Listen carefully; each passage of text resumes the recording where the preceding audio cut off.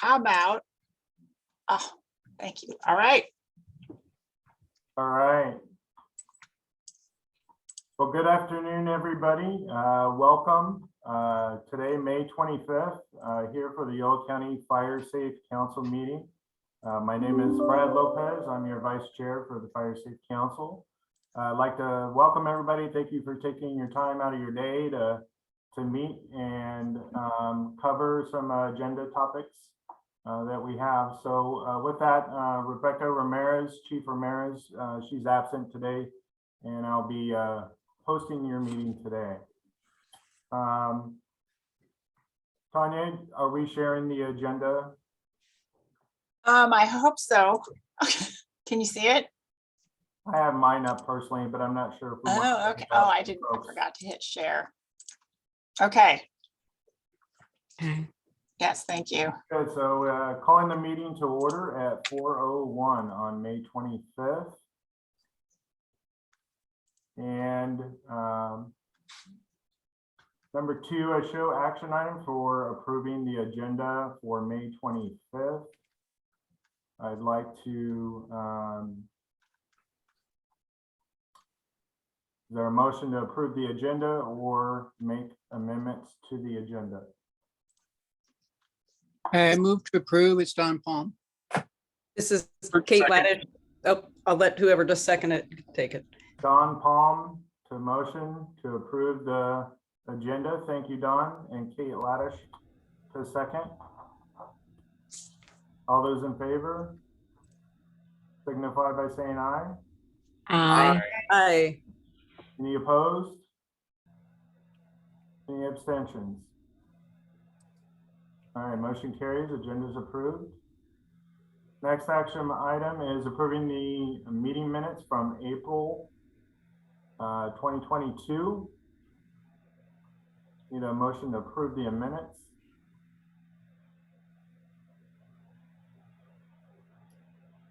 So moved. Approved minutes. Thank you, Mr. Flora. Jonathan Flora to motion approval of the April meeting minutes. Second.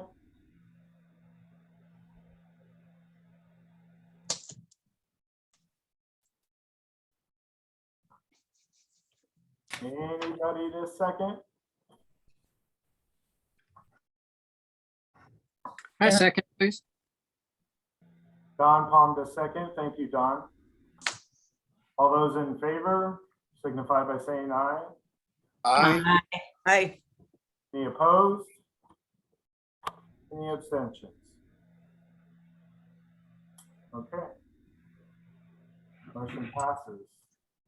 Next item I show is member announcements. Tanya, do we have any member announcements? Well, oddly enough, I don't. But does anybody else have any fire-related announcements? I have a question. It's more on emergency, but it's fire related. When the quail fire hit a few days ago, I was watching all the action and I was hearing the two-tone evacuation alarm. And I know we talked about this last year, and I'm curious, or a few meetings ago, but I wasn't sure it had rolled out yet. Is that live? Is the two-tone alarm being used as a signal for evacuation at present? No, it is actually not yet. That is still the RFQ that we're going to put out for the design all the way down Pleasants Valley Road. That's that $800,000 line item in the Treasury money.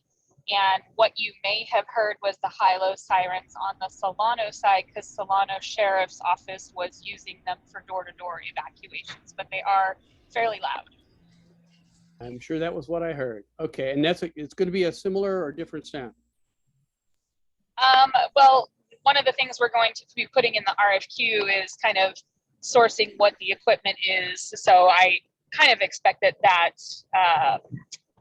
RFQ awardee will probably have like demo tones and things to play for us. So there's a whole bunch of different kinds of systems. Some of them are actually words too, and you record things. Those are kind of harder to understand though. Okay, great. So we'll keep our eye on that and make sure it's not confusing like it was to me. Okay,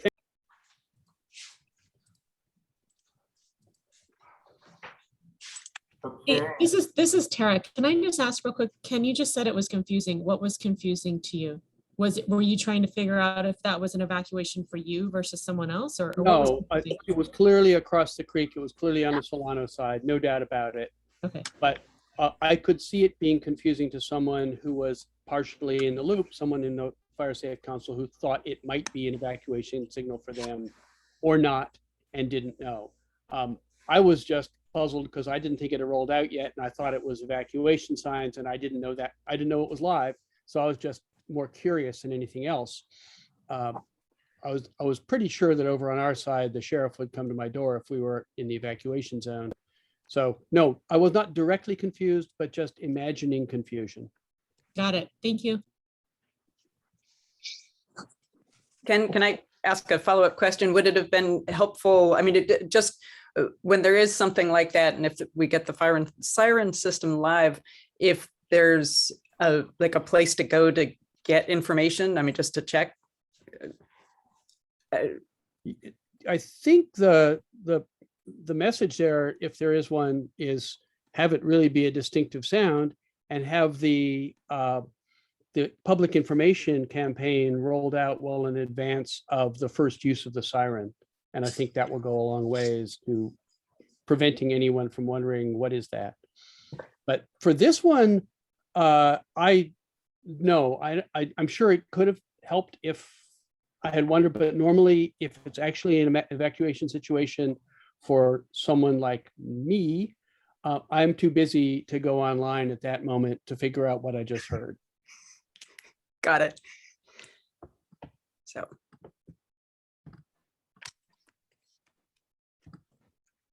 okay, any other member announcements?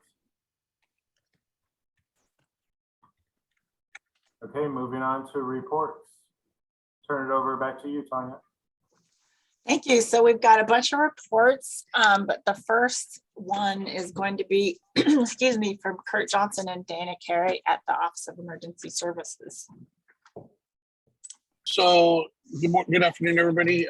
Just to round out the reports from us from last month to this month, there's actually no change.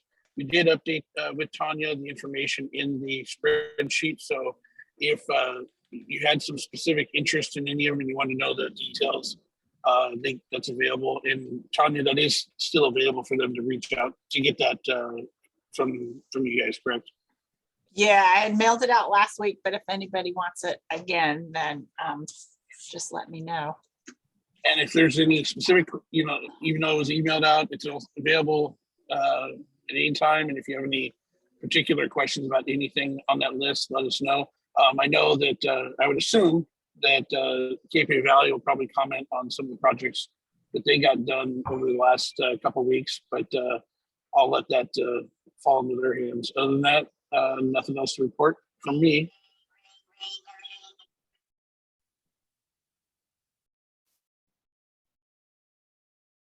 Anyone have any Dana has- questions?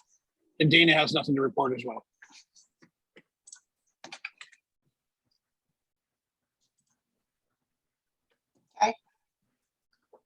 Any questions for Kurt while we have his attention?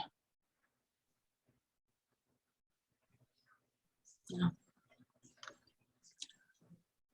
Okay, I'm going to just very quickly share my screen so that you can see the calendar, which I realized I had a few mistyping in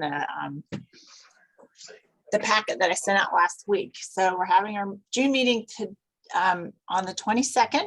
You guys can see this. Our Fire Safe Council meeting is June 22nd. KP Valley Severa is every Wednesday evening on Zoom. West Winters is having their next meeting June 15th, which is a Wednesday. Pleasance Valley will have theirs the second Monday, which is June 13th. Our Leadership Council, our leadership team meeting we had last Monday, and our next one is June 27th. Our website council advisory committee does not have a meeting set, but we are moving along on that, which I will tell you about later. And the brown bag meeting is also to be determined. And since I have this up, I will give you an update on our community wildfire protection plan work. We have an outline that has been approved by the steering committee. And so we're starting to actually fill in the document. I'm meeting individually with some fire chiefs from the fire protection districts, and we will be joining your fire safe council to get your input. And we'll also be holding some public meetings. Dates have not been set in the Capay Valley and the Winters area and Sparto. So keep your eyes out for that. As usual, outreach tends to be the most challenging thing with all these different types of media. But that is the Community Wildfire Protection Plan update. Does anyone have any questions on that?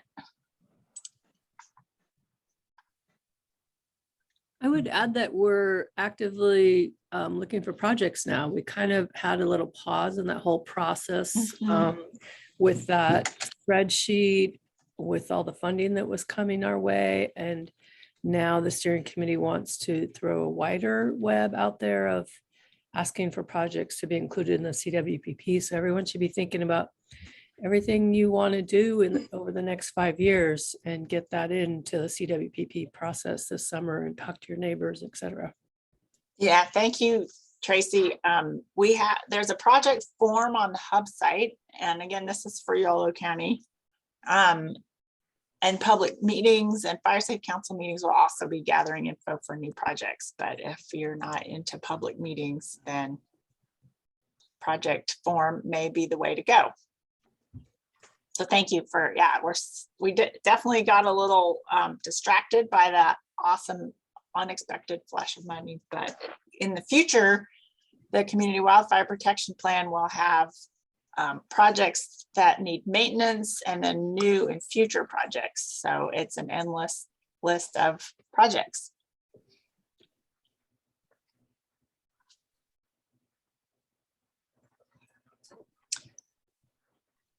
Okay, the project, yes, all right, I will do that. I'm going to put a link to the form in the chat while Kate, who is our next reporter, is going to talk about grant opportunities and show us the grant tracking sheet, which, if you remember, there was a request to make it easier to look at and not have to flop back and forth between projects.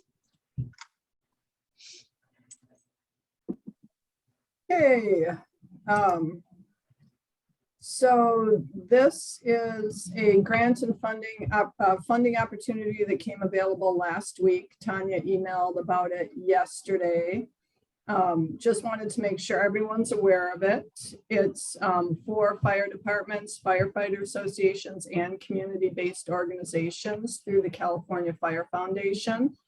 The applicant must be a California-based fire department, firefighter, or nonprofit organization. Only one submission per tax ID is accepted, but if two organizations serve the same population, each of them can submit an application.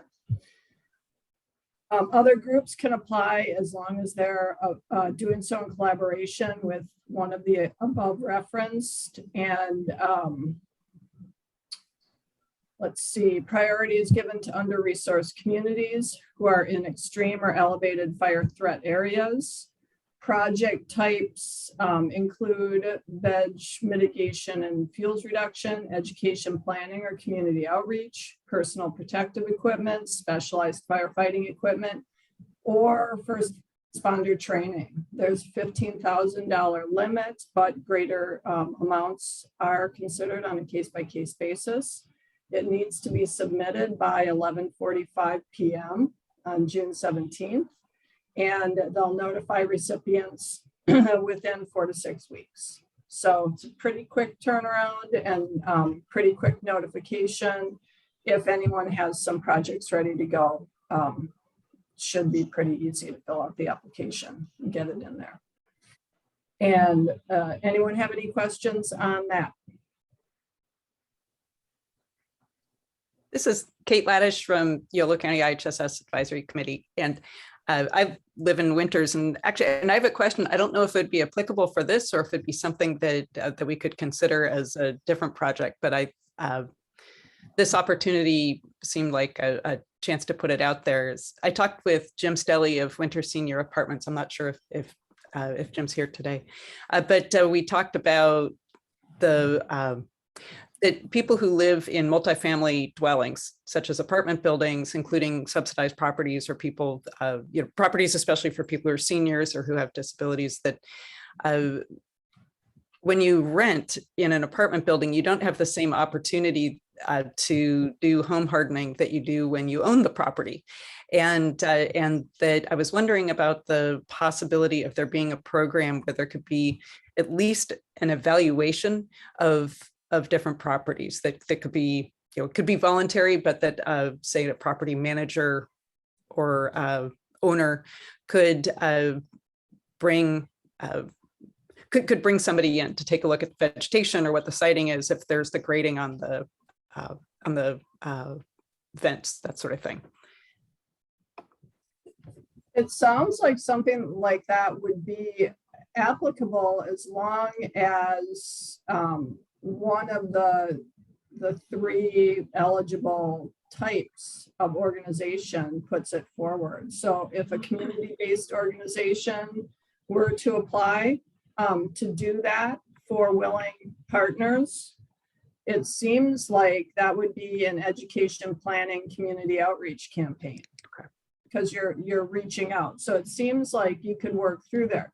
And also, if you go to the website, which Tanya supplied in email, and I can drop it in the chat too, there's an email address if you have questions. So you can go ahead and just email and propose it and see if they feel like it's a worthy, to me, it seems really great, like a really good idea.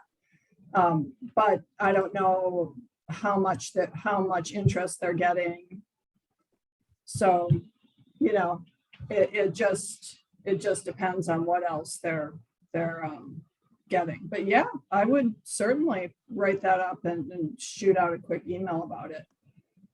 Okay. If you've got someone who's willing to put forth the application. Okay, terrific. Thanks. And thanks, Tracy, I see you also put something in chat, so thank you.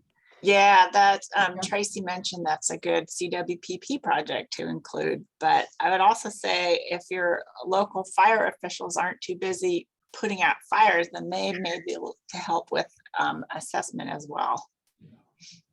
Great. Okay. Tanya, if I may, you point out a really good point there is your local fire department would be more than happy to conduct a risk assessment or analysis on, private property owners, multifamily dwellings. We do that as part of our pre-fire planning risk assessment as a fire department typically anyways. So I would encourage outreach to your local fire agencies to collaborate on those topics, and we'd be more than happy to facilitate that. Terrific. Thanks, Chief Lopez. You're welcome.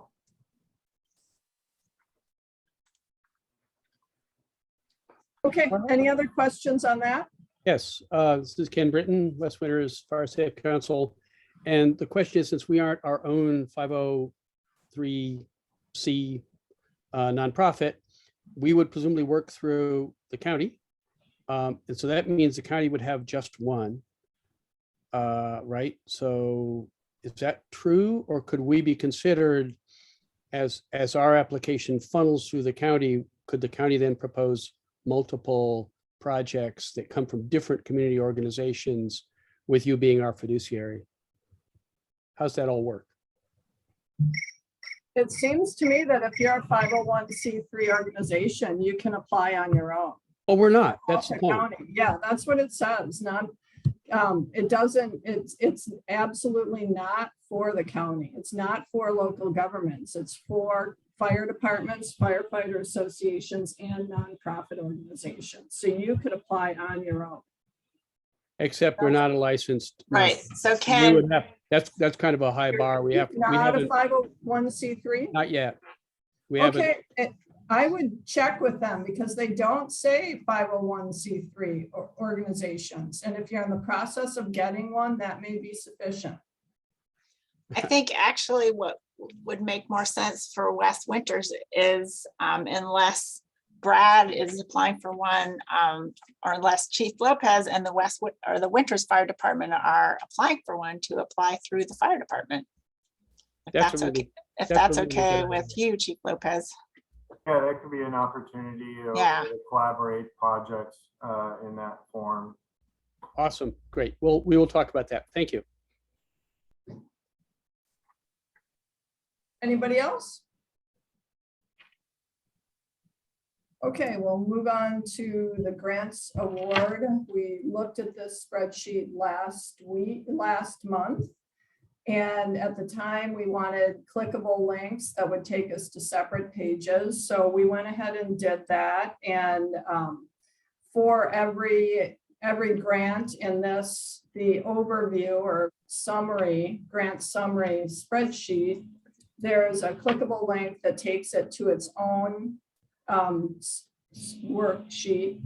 And we can update Kate. this on, yes, We can't see it. you can't see it. We're still looking at the California Fire Foundation funding. Really? Yep. So you have Huh. to, I think you have to Okay. stop share, bring Okay. that other screen Okay. up, and then start I thought sharing I it. could just put it in front of it. So hang on one second, please. I think that's Sorry. a Teams thing, but not a Zoom Okay. thing. New share, and I'm looking for this one. Thank you. Thank you, Tanya. Okay, does that look Ah, better? there we go. There we Yeah. go. Okay, I'm going to go out to this is the first, to the summary page that we all saw last week. And each of the links right here are clickable. So clicking on the regional forest and fire capacity brings you to its worksheet where, and we can change the columns to give whatever information you're interested in seeing. This was my first cut at what might be of interest, the dates, what's been going on, how much money was expended, and then how much is remaining. And then here I put the initial award.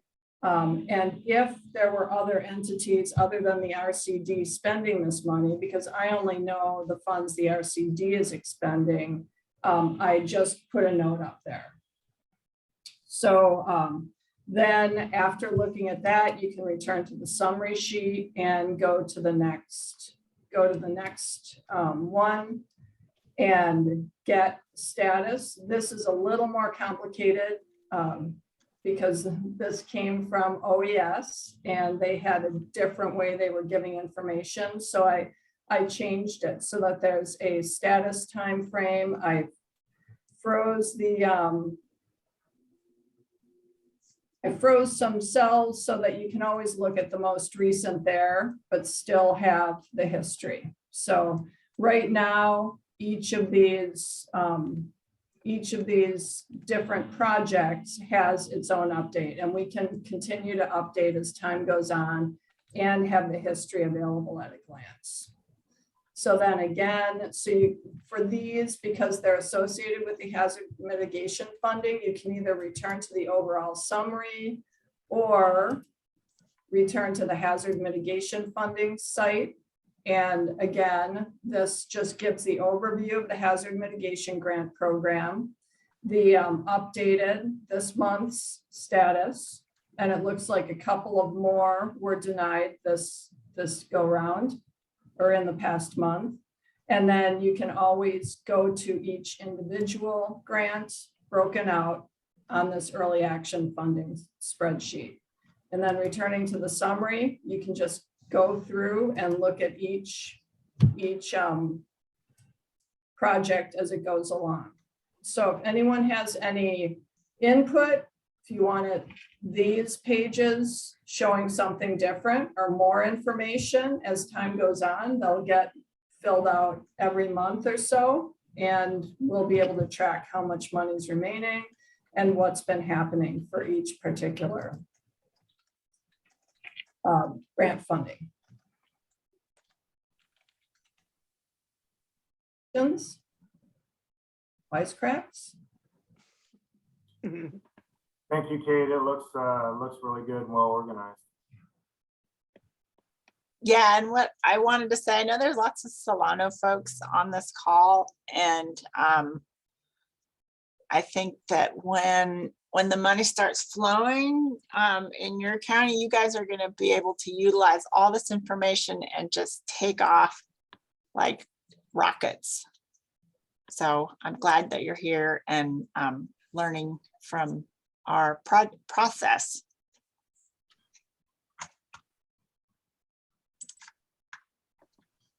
Okay, I will, let me see if I can stop my share.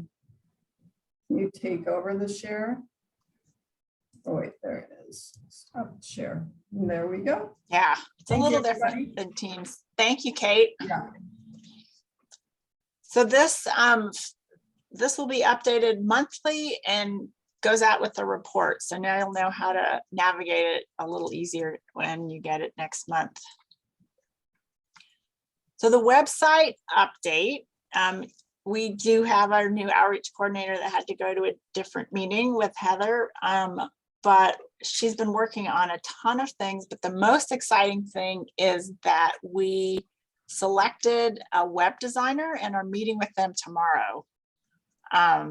So the design process, Allie's already been working on a lot of stuff. So the framework, the map, the color palette, and a lot of the content has been created. It just needs to be put in the right place on a usable, cool looking website for the Yolo County Fire Safe Council.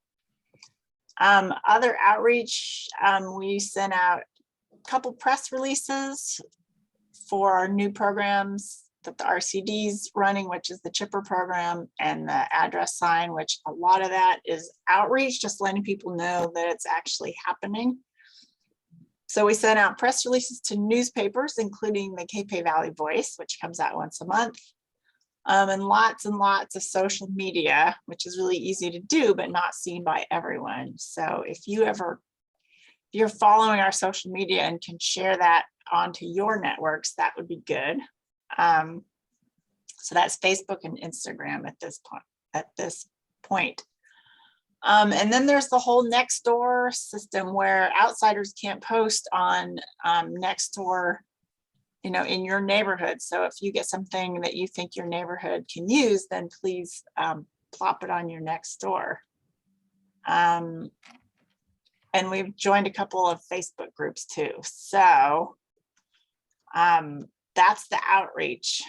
We're also going to be making some flyers and posting them in hardware stores, like Gwenda store, a couple places around Winter. So if anyone has any other ideas in this challenging world of outreach, I would love to hear them.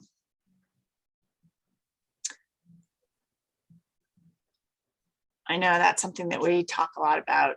The address signs, we pretty much figured out how to get them made, but getting them distributed and then making sure that the person who has them actually installs them is going to be a big effort because people are hard to manage. So, and the other one last outreach / program thing, we have a tentative day scheduled for a chipper program demonstration, and that's actually, we won't be demonstrating the actual chipper, which would just be standing around an incredibly loud machine, but it'll be more on defensible space, which vegetation to remove, and then how to stack it. And then the chipper will come in a day or two later during the week and chip it. So when is that demo day, Tanya? It is tentatively scheduled for June 11th in the morning, and that'll be somewhere in West Winter's site, TBD. Thank you.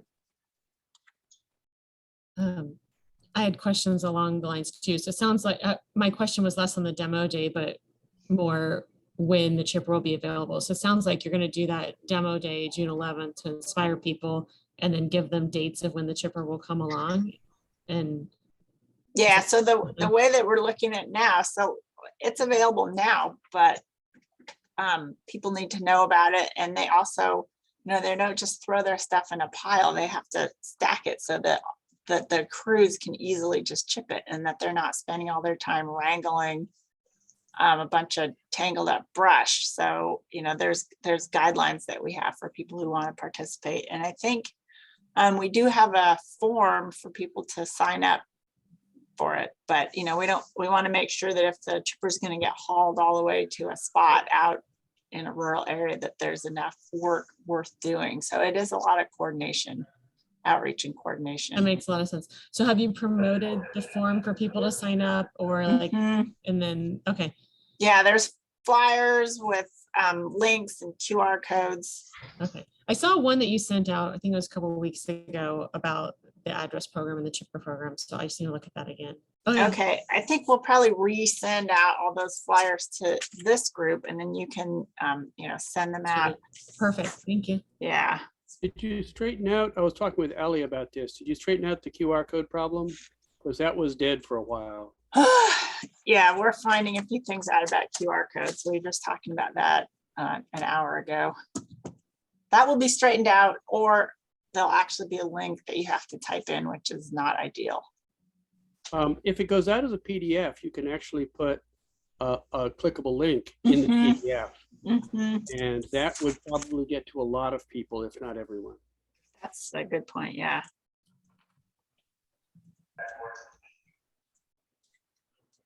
Okay. Tanya, on the address signs, what kind of signs did you guys determine? And are you're just handing homeowners signs, and it's up to them to put their signs up, each homeowner? Right. So we're going to decide. So there's a state mandated size. So we want to run it by the chiefs and make sure they want the state mandated size, or do they want something bigger? And then people will have, there's already a form actually that they can fill in. We'll put the correct numbers for that name on the sign, and then get it to them. They can either pick it up at our office or at their local fire department. But that's where things sort of get a little wobbly, because of course you can hand them a free sign that cost us 20 or 30 bucks, and they can throw it in the back of their truck. So, and never use it again. So that's the follow through is going to be the challenging part. So. And then what grant, how did you pay for the signs, or how will you pay for the signs? This was from our early action funding.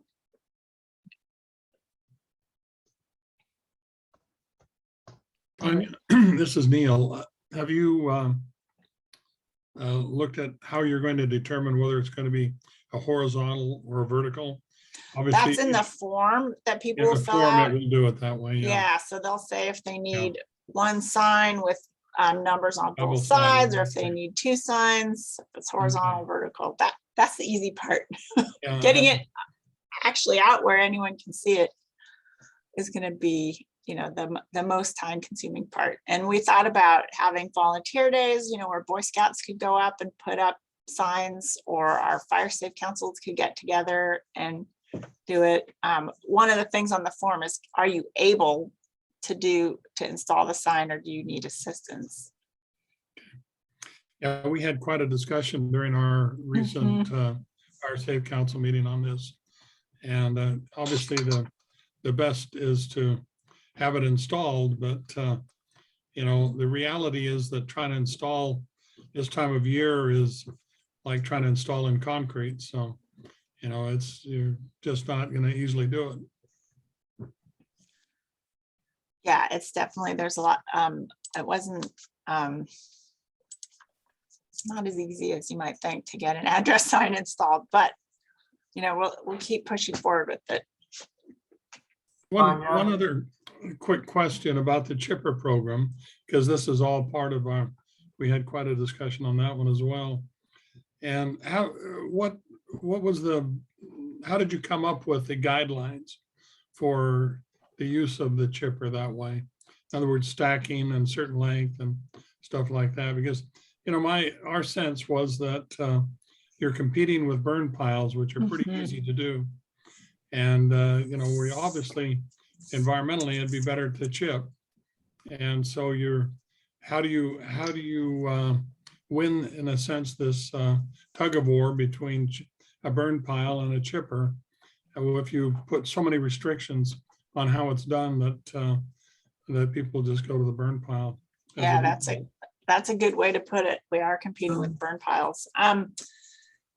We stole those from other chipper programs that are currently in existence.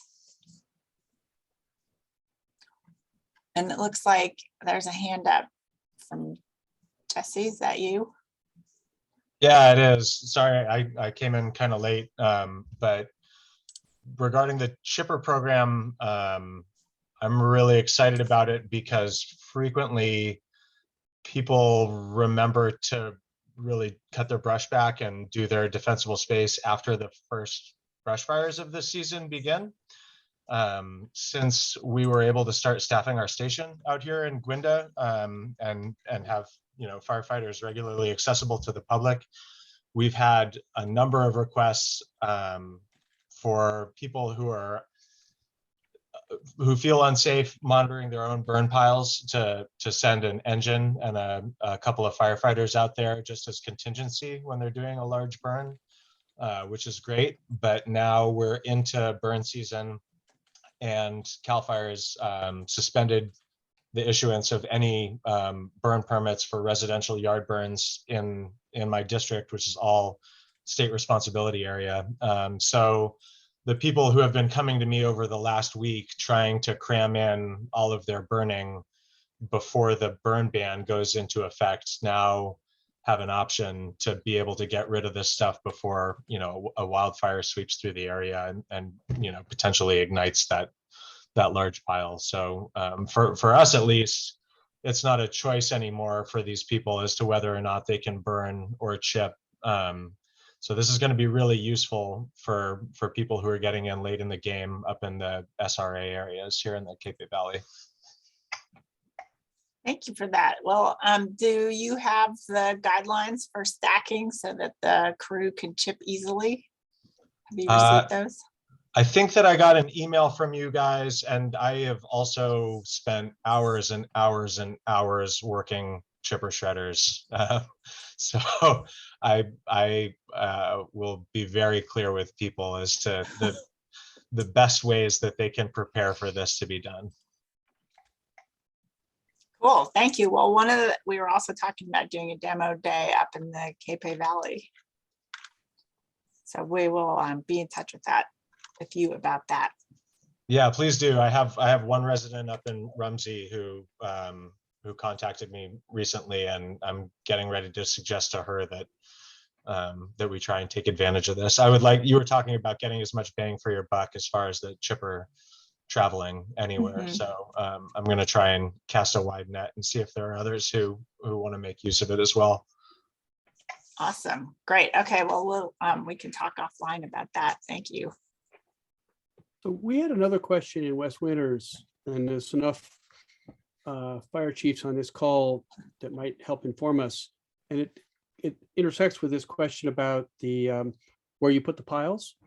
And the concern was that a big pile right next to a road during fire season is a hazard to first responders and to people who might want to evacuate, because if it catches before you're out, it's bad, or before the fire trucks get in on these skinny roads where access is difficult at the best of times.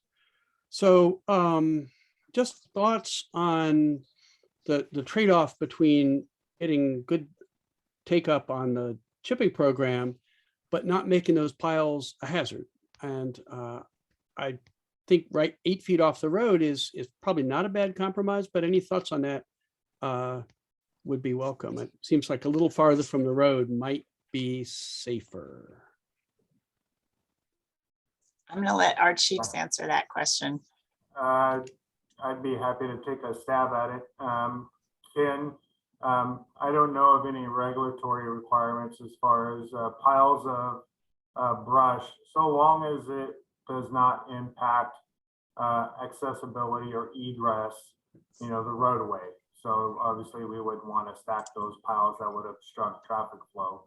But off to the shoulder, like you said, 8 feet, I think would be reasonable.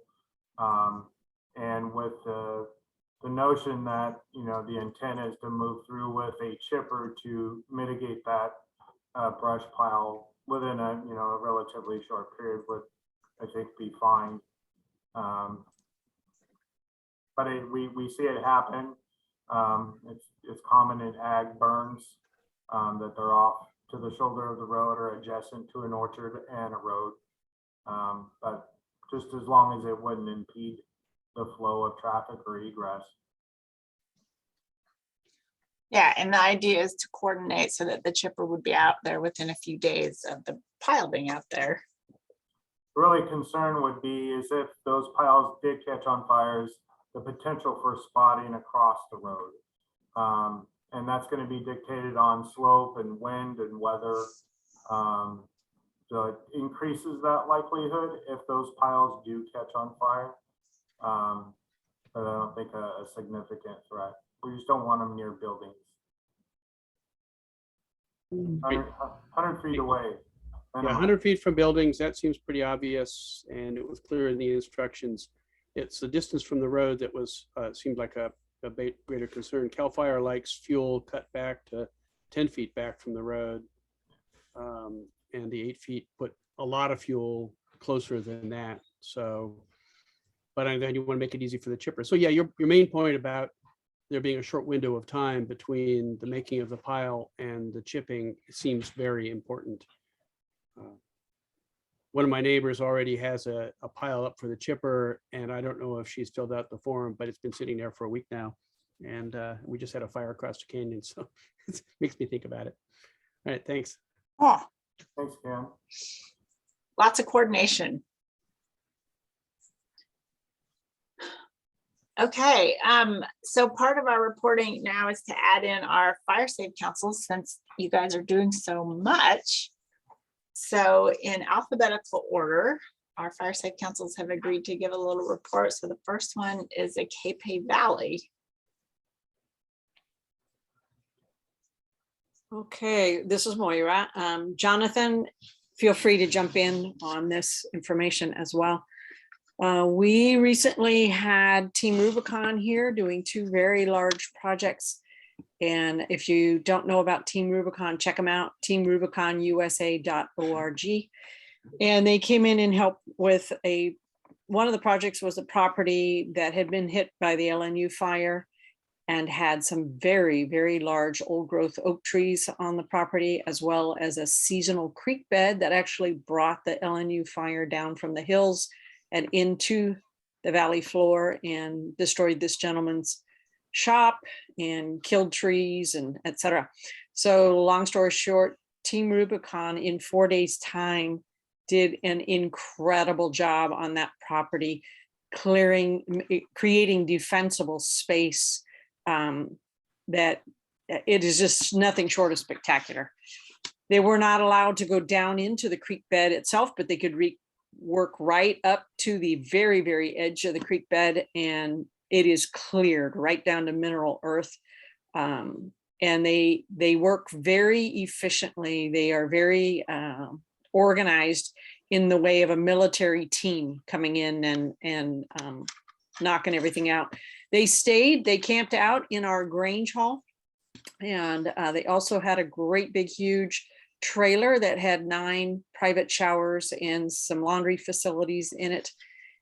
And the community was impressed, not just with the work they did, but their overall friendliness and the strong team culture that they have. So these team members are coming from all over California. One young lady drove all the way from Los Angeles.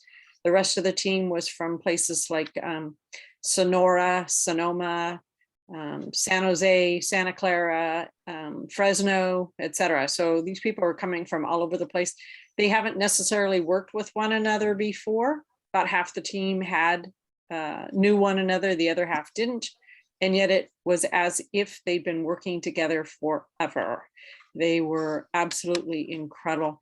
On the other property, they had some very, very large eucalyptus trees to drop. and get out of a dense forest. And using chainsaws and some ATVs with some special trailers on the back and just simple manpower, they made very short work of it. They stopped counting at 75 trees that they dropped and cut up. And the property is right along Highway 16. So it has made it a little bit safer now, that less likely to have a fire in that stretch of the forest. And again, they did a spectacular job. They left everything just absolutely beautifully organized and spotless. They are anxious to do more work in Yolo County, and especially the Capay Valley. And when I mentioned other areas, for instance, Solano County, et cetera, they were excited about that as well. So anybody interested in having Team Rubicon work with them, you can email me at capayvalleyera@gmail.com, and I'll help you get connected with the team. I was so impressed by everything they did. I am now formally a member of Team Rubicon. So I have access to their training system. I have access to their calendar. Their calendar is packed. They answer to disasters anywhere in the world. So they've been in the Ukraine since the end of February. They've been helping with the tornado hit parts of our nation recently. So they are all over, but they also help heavily with fuel mitigation. Their criteria is that the property owner be a senior or disabled or a veteran. Now, having said that, they will pretty much help anybody, even if they don't fit that criteria. Excuse me, what was that email address again? It's Capay Valley. Okay. ERA. Okay. @gmail. At Gmail. Okay, perfect. I have the exact same situation you just described over at West Winters next to the Bobcat. And we felled probably anywhere from 75 to 100 trees ourselves. And now we have a big field just full of trunks and stuff. So this is awesome timing right now. Very good. Yeah, feel free to email me. And there is no project too small for them either. They've informed me that if we have Sivera, a Capay Valley team, is doing a work party where we're going in and helping one of our seniors create defensible space around their home, just to let Team Rubicon know. And if they have members, individual members who want to come help for the day, that they will come help. So it's another pair of hands, you know, and so nothing's too small for them. And there certainly isn't anything too big for them. They do have a lot of regulations as far as like types of trees they can drop. They can't drop a tree that's leaning on another tree. They can't drop a big tree that is within a strike zone of a structure. And these aren't because they aren't skilled to do that. It's because Team Rubicon doesn't want the liability of that kind of situation. Totally understandable. And the funny thing is yes, that is the case. But one of the Team Rubicon senior sawyers volunteered to come back to my place anytime to drop. There's a tree that's leaning against another tree. Both of them are quite tall. He can do it. He's qualified to do it. It's just he can't do it as a Team Rubicon person. So he said, I'll come do it for you. But that's okay. I have licensed arborists. They're going to take care of that nasty tree. So, but yeah, good group to work with. Strongly recommend everybody start developing a relationship with them. I really do. Thank you. That's great, Moira. Do you have any, that sounds like that's a big report from Capay Valley. Pleasance Valley Fire Safe Council. I know you guys are doing tons of stuff. You could give us a little update. Quick little update, sure. So one of the things we've really been working on is trying to expand everyone to use our band app that's in the Fire Safe Council. Band app is really handy so that it kind of cuts through all the other riffraff that goes on in Gmail or whatever other kind of mail system you're using. So when you hear it ding, you know it's just about Fire Safe Council. We were using it just today with the fire up on Cantaloupe, which hopefully is out. I know they were overhead an hour ago. So yeah, there was a I don't know how many acres. It was sitting at about 40 acres last time I looked. So working with the band app, especially trying to get everyone to jump on and use that. Next month, we're kind of putting together a meeting with the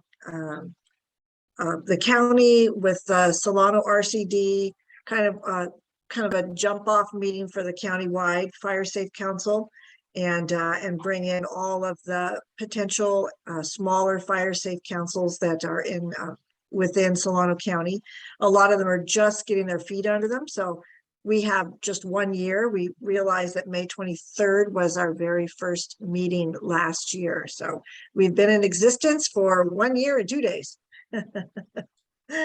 And we did put our Firewise application in. We had it returned because our site is just too big. So we're right now in the process of pulling it into smaller sites, probably 5 different areas that will reapply with 5 different Firewise community applications to get that through. But I think that's almost done.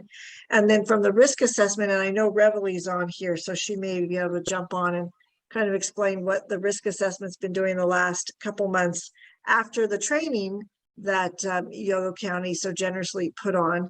I know a group of people went on and they've been doing the risk assessments, and I think they're getting ready to do some train the trainers. Is that true, Reveille? And to get ready to look at more, invite more people in. Are you still on site? I don't think she can hear me. Yes, I'm here. And yes, we're trying to solicit more places to have trainees or to assess properties. And we have, which is in Yolo County, we have a very gracious homeowner who is on Dry Creek and Poudre Creek, who has offered her property for an assessment on, she's thinking July 15th. So I think that'll be a tremendous opportunity for us to get more people to come to see what the process is and to realize that we really are nice people and not sitting in judgment. So that's my fondest wish that would come to pass. But we had good response at the open house at the nursery, and so it's slow, but I think we are making progress. Thanks. And I think that about covers what we're doing. So yeah, our next meeting in June, I know we have Ember Defense coming to speak, and hopefully Reveille will give an update. We have a couple other updates going on, but yeah, so yeah, hopefully next year we'll have money and we'll be closer, a little bit closer to what you guys are doing. You guys are doing amazing things over there, though. Thank you. Neil, are you ready to give a West Winters Fire Safe Council update? Sure. We've been meeting regularly and just addressing the various issues that some of which we've talked about already, but just kind of a summary of some of the things and projects we're working on. Working actually with the RCD on signs to install along Highway 128 up the canyon to Berryessa, and trying to warn people that this is a high fire danger area, just to alert them to be careful. And so Tanya and her group have created some really interesting looking signs, catchy signs. And so we're in the process of trying to both identify the location where to put them and then finalize how to install them. So anyway, that's a very, I think, important issue for us. That was one of the first things we talked about when we formed the Fire Safe Council, is we need to educate people going up Road 128 to be careful. So that's underway. We've also been working, spending a lot of time, at least, getting the list together of people wanting trees removed through the fuel reduction program that's been funded through the OES. And so we've got a list of all of the folks' contact information, and some of it has been moved to the OES, and as it appears on the grant form, that it's in the process of going through the legal process of forms for permission to enter the land and stuff like that. That has to be worked out before the project actually begins. We had a effort to communicate for the educating homeowners about defensible space. We've had a couple communications with our members within the boundary of our Fire Safe Council. But so far, we really haven't had much, no one's really expressed any interest in having us help them on that. We keep talking to them about it. And Golden Bear had its annual homeowners meeting, and residents of Golden Bear probably are probably more than half of our residents within this boundaries of the Fire Safe Council. And we had a very good discussion, a lot of interest, but for whatever reason, I think they all are probably more the do-it-yourself type that think they can read and manage it themselves. But they were very interested in a lot of the discussion on home hardening. I think that's got their attention. The fact that so many homes are lost through the sparks and the embers ember storms, that has something new to them, I think, and got their attention. I passed out the name of somebody who will retrofit vents for spark protection to a lot of our residents. And so that individual, I'm sure, is staying very busy right now. So yeah, there is interest, and I think in our community, we've been talking a lot also about as part of one of the projects to clear the roads of woody vegetation, to be sure that we have good ways in and out without danger. Some of our roads are kind of restricted a bit with woody vegetation that's grown on the right of ways, and make it fairly narrow, and would be kind of hazardous to try to get through in a fire. We've also been trying to educate about mowing and getting rid of weeds and grass along the roadsides. And in Golden Bear, it's been really good participation in that regard, even to the point where acceptance of that importance that they're even talking about how to take care of those that don't do it, and strategies for maybe assessments and so on. So anyway, yes, I would say that we're making real progress.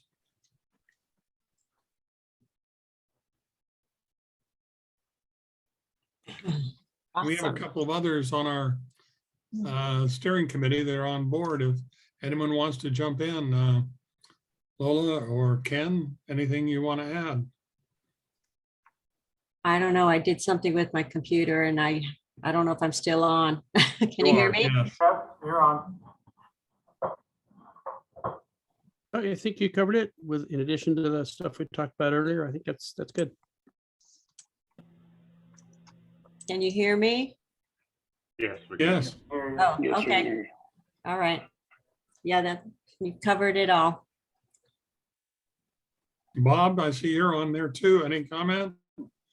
No, Neil, you've covered most of it. We talked about it earlier.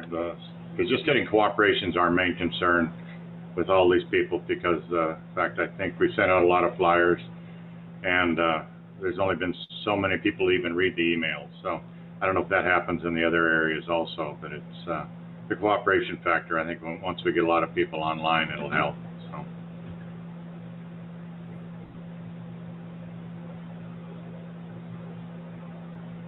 All right, thank you guys. Tanya, if it's okay, this is Kate Laddish. Is it okay? I have a quick question about the signs that go in along Highway 128. Are those, it sounds like from what you were saying, Neil, they're educational. I mean, are these signs that just say high fire danger, or do they get at any specific behaviors like not dragging boat trailer chains or pulling off into high grass or mowing at surprising times or anything like that? Or Yes, the answer to that is both. Actually, they created quite a number of different options for us, and one of them that we all liked was a sign that included all of those how to avoid sparks on chains and so on.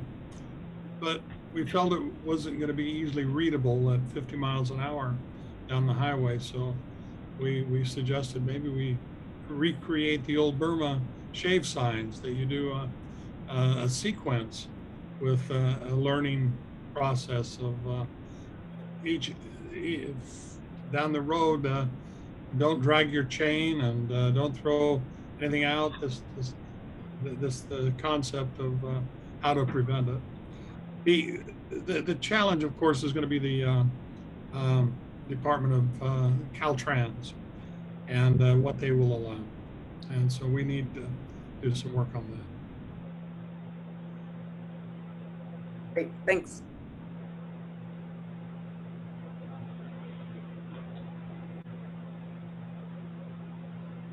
That is it for the reporting section. Even though things don't move quite as fast as we want them to, there's still a lot going on. And Tracy's been posting some links for more education in the chat, so I encourage you to check those out. Hey, Tanya, this is Kurt. Can you hear me? Yes, yes. So kind of in response to Neil's comments about boxing eaves and vents for the attics and so forth, I will say this. Orange County just had a fire about 2 weeks ago, relatively small in the grand scheme of things in terms of acreage, but it was a very large loss in terms of 31 homes to the tune of about $200 million worth of loss. And yeah, I think the average home price was somewhere in the neighborhood of like $8 to $9 million. And in the investigation, they attributed most of the loss of the residents' houses. Wasn't so much the lack of defensible space, which was an issue, but it was the fact that they had no boxed eaves, they had open vents into the attic, and in many cases they had like tile roofs where the embers could actually get up underneath those. So those types of things that Neil was actually speaking to are very valuable in terms of preventing the spread of fire into residential structures, and I'm sure Chief Lopez could comment on that too. And I know that so many of our houses may have been built prior to mandates in the code for people to build in certain geographic areas of the state. So I know there might be costs associated with it, but it's definitely costs that would be valuable to spend if your insurance company hasn't forced you to do it already, because it'll definitely help you and or help the firefighters in defending your property if in fact the scenario comes up. So just something to think about. Yeah, I will say that our discussion, the Golden Bear, occurred just after that had been on the news, and a very clear showing of these fires starting in all the homes. As the fire was coming up the canyon, it wasn't the fires up the canyon that burned them down through the heat. It was all the fires started on their roofs. So that really caught their attention. And I think that's why home hardening was such an important topic for the discussion.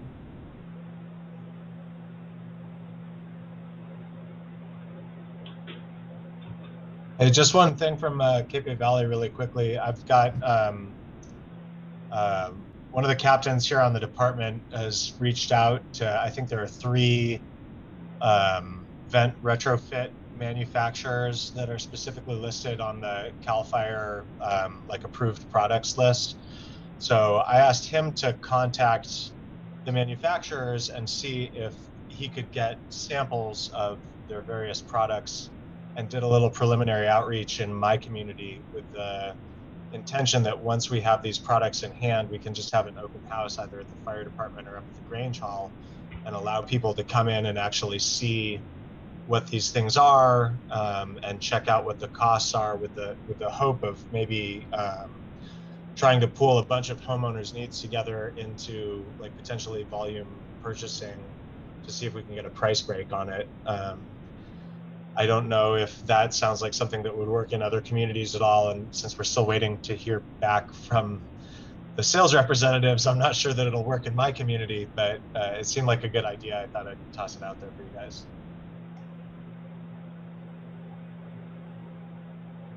Sounds great. And Jesse, if you have that, let's coordinate for a big fire safe meeting. And Tracy also put in the chat, there's a no spark tow chain cover kit using recycled fire hose that Karen Young was talking with Brad about doing that. So that will be coming soon to the Winters area.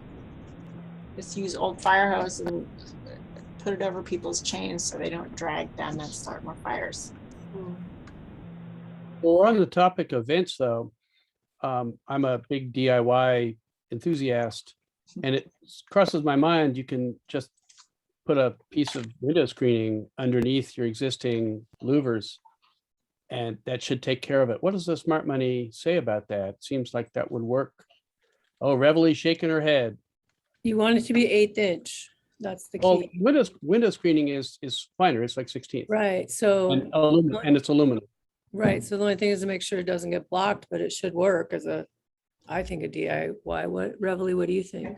No, specifying that it's metal and not, people Absolutely. don't use. Aluminum you know, screening only. Yeah, oh, exactly. That's what I was like, Yeah. No, vinyl, no, great no. idea. Because that would melt. I'm with you. Okay, good. So I'm glad I haven't been misleading homeowners with my DIY enthusiasm. The person that I was giving the number out to is someone who has created a business in many ways to prepare homes for fire hardening. And he goes in and uses this type of fire screen and retrofits into the existing vents. So, you know, there are some vents to buy and replace the old vents, but he's found an economical way to put in this fine mesh screen into the existing vents. The other thing I would recommend, and what I've done in our house up in Humboldt, is walk around the house and look at anywhere. If you imagined wind-driven embers coming at your house, where could they land? So for me, it was a lot of caulk in different seams around the house. It was venting. It was I put in screens on some things under the house, that kind of thing. Like you said, catch that window screening. So it's all about you know, changing our perspective at what we're looking at and making it part of our regular ongoing chores around the house. Really thinking about, you know, if I had a blowtorch walking around your house on a windy day, where could the fire catch? Advice I like that I give to people is, which I got from, I think, the NFPA, is just walk around and see where the leaves have gathered, because that's where the sparks will gather, because that sort of tells you about your prevailing winds. Focus your attention on those places. That's where the sparks are. And we put that in the flyer that we distributed at the plant sale and through our whole group. I haven't gotten a lot of feedback on how many people read it, but I'm sure it's circulating amongst some people. At least.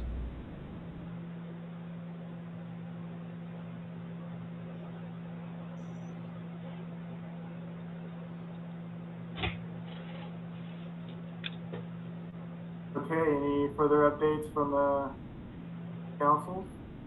If not, we'll turn it back over to Tanya. Looked like Kate had a hand up also.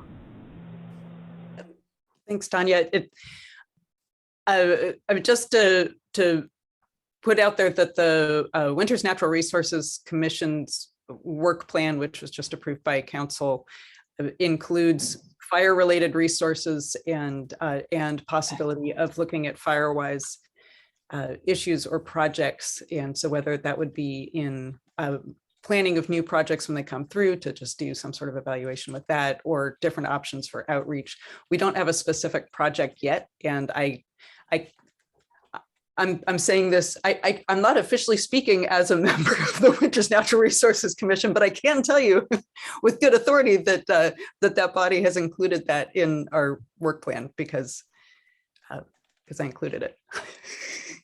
And so there might be opportunities for partnerships between those, or amplifying one project. And so with the discussion of home hardening, it made me think that that's one of the directions where there might be opportunities there.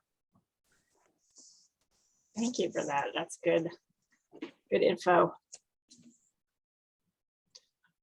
So that's the end of reporting, and we can sort of slide into the next topic, which is getting input on our programs, which we already kind of did. But if anyone has any other ideas to help us get address signs actually where they need to be, we would love input. Tanya, question in regards to that, is it left up to each of the fire safe councils how they're going to manage and deploy their signage for their areas? Well, the RCD is creating the signs, and we can even deploy them. But then, like I said before, you can hand someone a sign, or, they could come pick it up at our office or come pick it up at your station, or, whatever we decide to do logistically. But then what? Especially if they haven't paid for it, they may not have the investment. And as Neil mentioned, with the ground is hard, if they don't have a post, and, all that stuff that goes into putting up a sign. Maybe they have an old sign, they can tear that down and just put the new one up, but each one is going to be different and each person is going to be different. And we really want to make sure that they actually, put their signs up where first responders can see them. Sure. So that's why, one of our thoughts was volunteer days or Boy Scouts to actually do the work. Does the Winters High School, have any kind of vocational ed classes for which that might be appropriate? Because that might be a good outreach idea to get some willing, eager hands on it. Yeah, that's a good question, Ken. I'm not sure if they do. It's been a little while for myself since I've been in high school, but less time than for me. But actually, I'm attending an event tonight with the Winter School District. So I'll explore that. That might be an idea.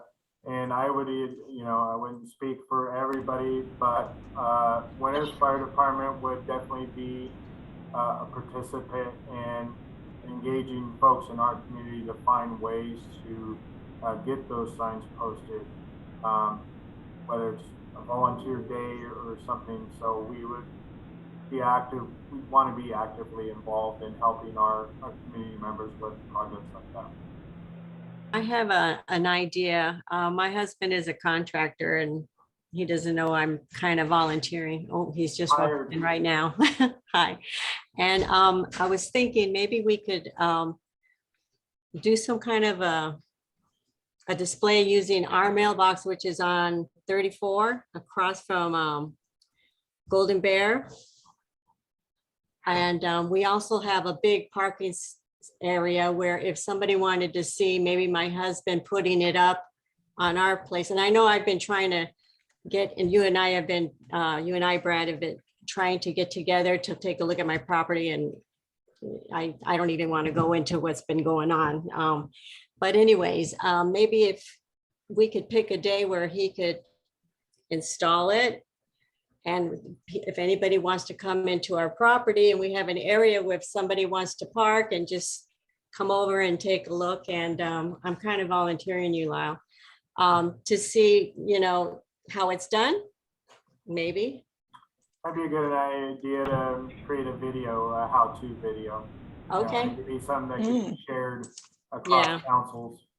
Right, okay. All right. There's some, okay, somebody wants to come over and video Lyle installing it. There you go. See what I did? I volunteered you. Perfect. That's easy. I have a family member who is involved with the Central Calaveras Fire Protection District, did an address sign project with reflective signs in the last, I think, 6 years. And so I could check with a family member who was involved in that and see how they did it. That'd be great, Kate. Thank you. I think they just took the signs and put them in the ground, but I'm not sure that that's what happened. So but I can check and let you know. You know, the challenge this time of year, many of us have tractors with augers, but you're never going to use an auger on the soil that we have in the winter, in the summertime. And, you know, you can drive a T-post in, but even this time of year, driving a T-post into these areas near the road is just not going to happen. So this is actually going to be a wintertime activity. Right. That's funny because I actually installed mine in the summer and it was using, I think, 3/4 inch conduit, you know, $20 worth of metal and a fence pounder, and it went in just fine. I'm gonna have to replace the sign on it because those were only 3-inch letters, which isn't good enough anymore. But anyway, it can be done, and I'd be happy to reinstall it with video running to show how a low budget install could work. Hopefully I won't hit a rock this time. I didn't last time. And I'll invite you over for sure. All right, hook me up. Tanya, would it be helpful to, once these people request these signs and they're handed out, to maybe inform the council for that area, who got them? And that way, we as individuals within our own council could maybe visit them and say, is there any way we can help and things like that? Because, you know, there's some people are going to get on right away, and there's other people who have good ideas, but the capability kind of eludes them. So maybe if you inform each council after some people pick them up, might help us too. I was hoping someone would volunteer for that. Thank you, Bob. Okay.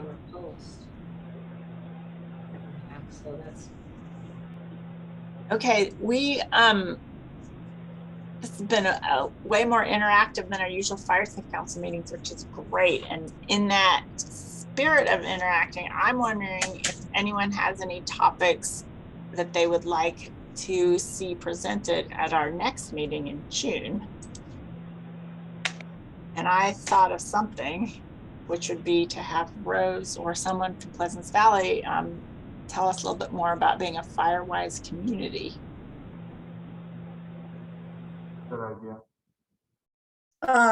Yeah, I don't know that I'm the best one to do it, but let me talk to the executive board. I mean, I have not been the most active one in the Firewise community thing, but I think between probably 2 or 3 of us, we could probably put together a short little presentation for the June meeting. Absolutely. Wonderful, thank you. And anything, are there any other topics you feel like you'd like to know more about that we could bring in an expert in? The one idea that has been in my mind ever since the plant sale is landscaping. With the drought on and people being water conscious, there's a risk of the landscaping around people's houses being too dry. So having someone who knows plants, who knows native plants and non-flammable plants and sort of the whole fire safe landscaping thing, it would be, I think, something that a lot of us would get value out of. Whether this is the right place or whether distributing it to the various fire safe councils instead of this one, I don't know. But it seems like it's knowledge that we don't have and that might be useful to a lot of our homeowners. You can check out the link to the webinar that happened last month in Sonoma County that I put in the chat. It was fantastic. I've listened to a lot of different things about fire safe landscaping, and it's pretty complex. And I think that webinar really dove into it really well, and there's going to be an upcoming one on June 1st with follow-up field days over in Sonoma County. So I suggest looking at that to start. Because I don't think we could, the problem is if you oversimplify it, it's too easy to oversimplify, let me say. Fully understood. I was just wondering how many people, because this isn't really for me, because I think I have a solution that works around my place. It's to get the knowledge out to the broader community of homeowners, each of whom has their own unique property, their own unique aesthetic, and different solutions. Like you say, it's really complicated. We'll fit. Share different that link. So I think that's a great idea. Just send that around to our people. So Yeah, that's what I would do. great. That I will- YouTube. I will make sure we do that. Thanks.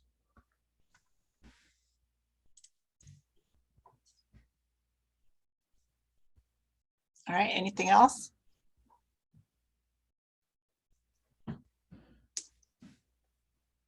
Okay, Brad, I'm going to turn it back over to you. All righty. A good discussions today. Really appreciate everybody's time.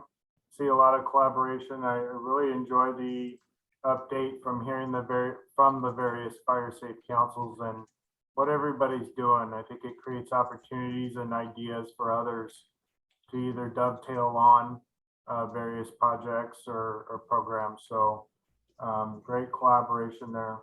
That concludes our meeting for today. Our next meeting, it looks like, is scheduled for Wednesday, June 22nd. Is that right, Tanya? Yes. And there's been a request for the links. So I got the two from Tracy and the one from Kate on the grant. So I can resend those. Okay.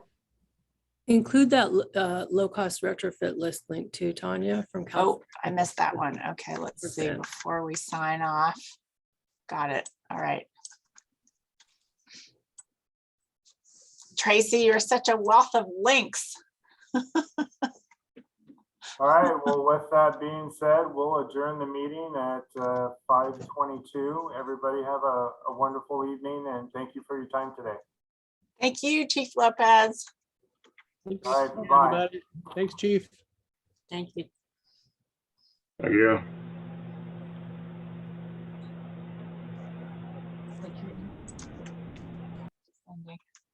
All right, I'm still grabbing links. No, we're done. Well, there's a few people here. Nope, everybody's leaving. Oh, but I want to hear how your meeting went. Okay, fine. Oh, good. Okay. Yeah, Tracy just put in a ton of links.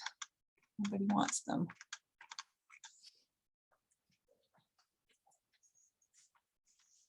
All right, I'm going to end this.